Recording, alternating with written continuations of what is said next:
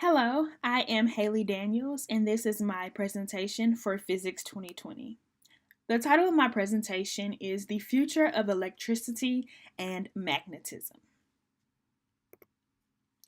Electricity and magnetism is what gives us the ability to use so many luxuries that we have today, such as our cell phones, our computers, and our credit cards. They all rely on electricity and magnetism to some degree. Electricity. Okay, so we're going to talk about electricity for just a moment. Benjamin Franklin is known as the pioneer for taking a set of observations and bringing them into and formulating them into what we know as science today. He also let us know that there are two types of electric charges, which are positive and negative. Like charges repel, whereas opposite charges attract. For so many years, I've always heard that opposites attract, and I've heard it in regards to friendships and relationships, but this also stands true in physics today. If I were to bring a positive charge and a negative charge in close proximity with each other, they would attract to each other, whereas a positive charge and a positive charge would repel each other because like charges repel. On this slide, I have included just an example of insulators and conductors. So an example of an insulator would be glass, whereas example of conductor would be copper. In insulators, electric charges do not flow freely, whereas in conductors, current is allowed to flow in different directions. Magnets. So in magnets, through magnets, we're able to use a lot of things, such as MRI machines, which are heavily used in hospitals and clinics. And MRI stands for magnetic resonance imaging. And we're able to get detailed images of like the tissues of the body, detailed images of the internal body through MRI machines. And on the back of credit cards, there is a stripe that is magnetic. So we've been using magnets for decades now, whether we know it or not.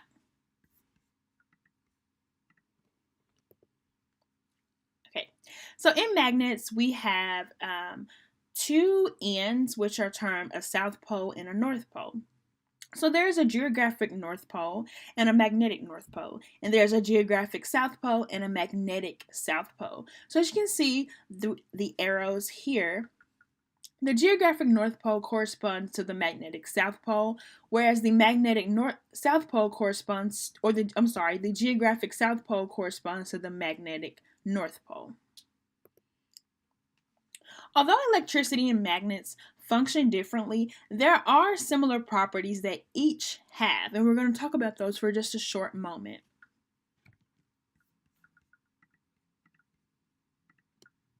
Okay, so in electricity and magnetism, in magnets, first off, magnets have magnetic fields that affect moving charges. A magnetic force can act upon positively or negatively charged particles that are present in that magnetic field. And also, electric charges are able to produce electric fields. So they compare in somewhat the fact that magnets have magnetic fields in electricity. In electricity, we can also have electric fields. The formula for an electric field would be E equals F over Q. F stands for the electric force, and Q stands for the test charge in the electric field equation. And the equation for magnetic field is F equals QVB sine theta. Q is the charge, V is the velocity, the velocity's magnitude. B denotes the external magnetic field strength, and then sine theta is the angle of the direction between the velocity and the external magnetic field strength, which is B. So sine is the angle of the direction between V and B. Computer hard drives and credit cards are both stored through static magnetic memory. The current computers we have now use charges, and these charges are what transfers information. So when we have charges in our computers now, and when the charge transfers that information, we lose energy. So this is a problem as far as we want our energy. We don't want energy to be lost as quickly. We want energy to be stored. We want to have longer lasting energy. So Axel Hoffman is the senior materials scientist at the Argonne National Laboratory in Argonne, Illinois. He desires to change the way in which data is transferred. He's also working with a team of other scientists, and they are thinking of using magnets in things such as our computers and our credit, and they're already using our credit cards, but we want to use them in our computer hard drives, so that way when those electrons are transferred, energy will not be lost as quickly. And this will combat the high energy loss that we have now in our computers, which will lead to computers with more storage, computers that are longer lasting.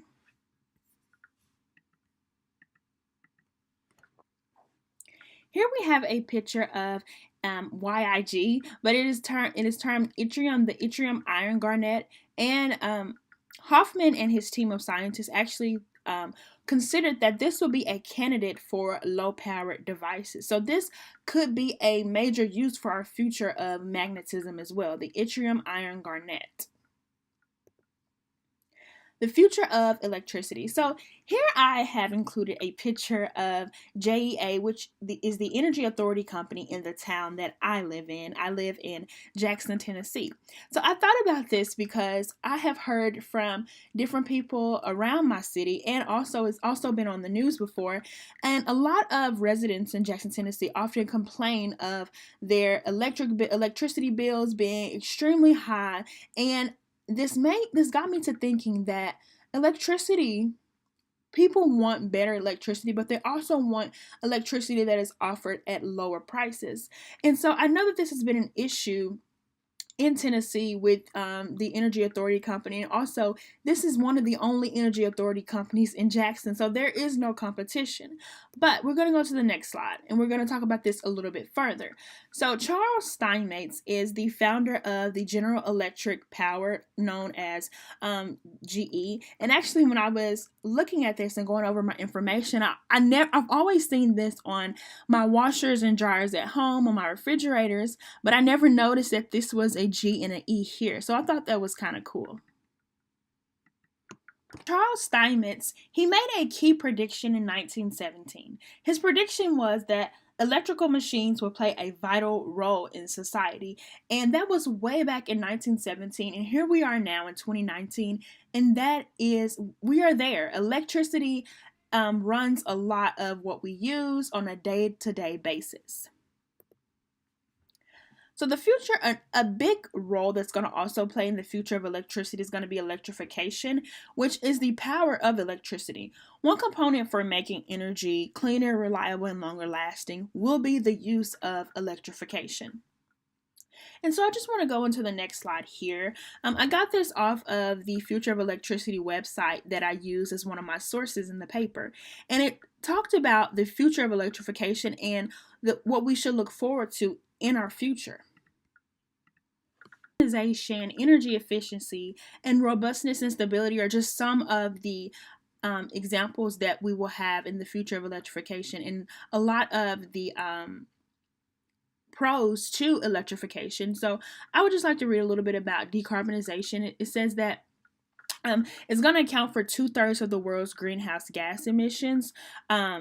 But electrification is going to reduce those carbon emissions, which is also going to lead us into environments and a cleaner atmosphere outside. And that's going to be very vital and very needed in our future.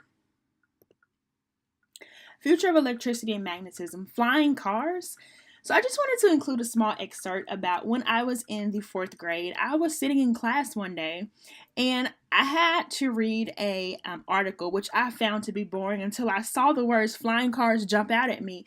And it said that in 2025, we would have flying cars. And I always remember this date till today. I remember actually exactly where I was sitting, because to me that seemed forever ago, but actually we are not very far from 2025 right now, and I'm not sure whether we will have flying cars that soon, but that just made me get to thinking about the future of electricity and where we will go with the future of electricity and magnetism. So back then I couldn't believe to even think about being in 2025, but can we just think for a moment about 2035?